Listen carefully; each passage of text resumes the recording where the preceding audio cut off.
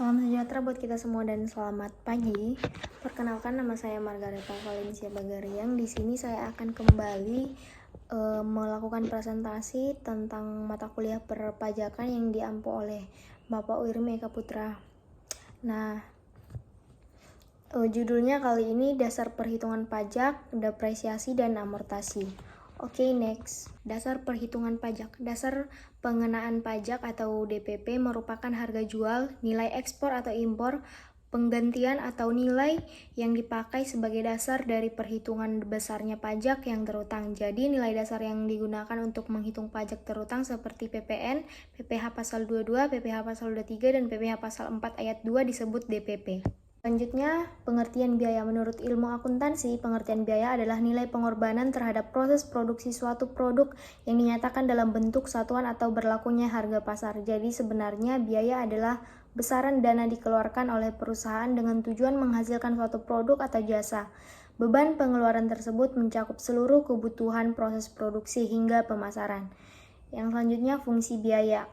Keberadaan biaya sangat penting dalam suatu proses produksi atau lainnya. Oleh karena itu, terdapat beberapa fungsi biaya adalah: 1. Menjamin lancarnya kegiatan operasional. 2. Sebagai dasar perhitungan harga pokok penjualan atau HPP. 3. Tolak ukur penentuan margin profit. 4. Pedoman perencanaan pengeluaran berikut.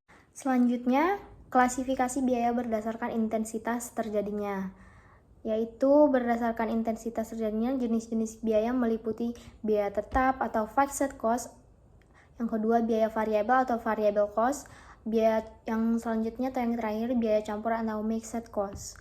Nah, selanjutnya klasifikasi biaya berdasarkan potensinya, yaitu diklasifikasikan sebagai 1. Biaya peluang atau opportunity cost, yang kedua atau yang terakhir biaya hangus atau sunk cost.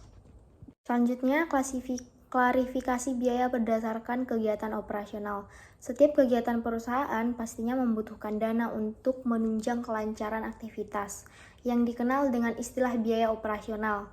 Klasifikasi biaya berdasarkan kegiatan operasional antaranya yaitu 1. Biaya produksi, 2. Biaya tenaga kerja langsung, 3. Biaya tenaga kerja tidak langsung, 4.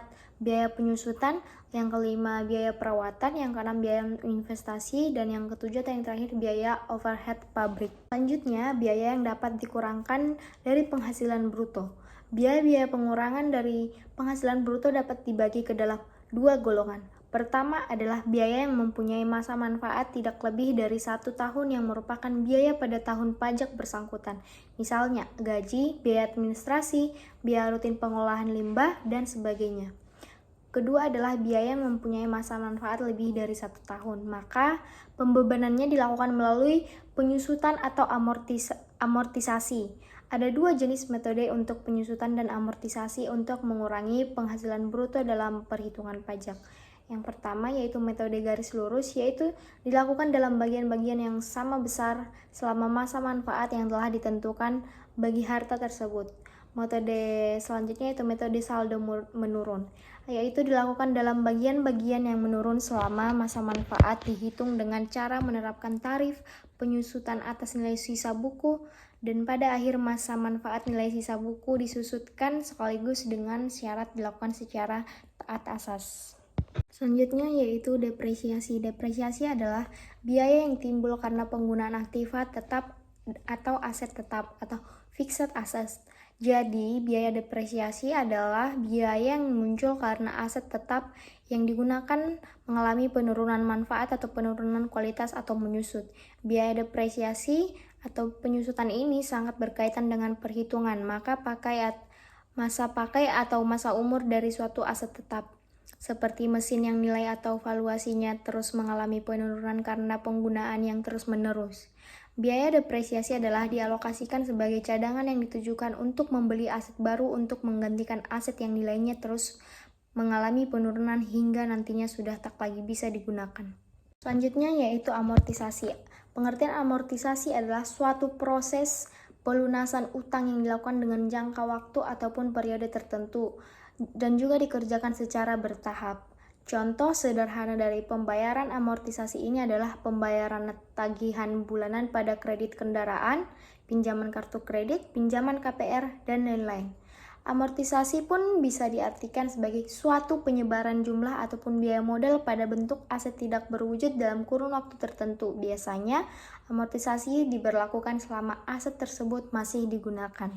Penjelasan lain dari pengertian amortisasi adalah suatu proses akuntansi yang dilakukan dengan mengurangi nilai kewajiban atau biaya dan aset tak berwujud yang dikerjakan secara perlahan. Pengurangan pada aset tidak berwujud ini akan dilakukan sesuai umur ekonomis terbatasnya melalui metode memberikan pengeluaran beban secara periodik pada nilai pendapatan.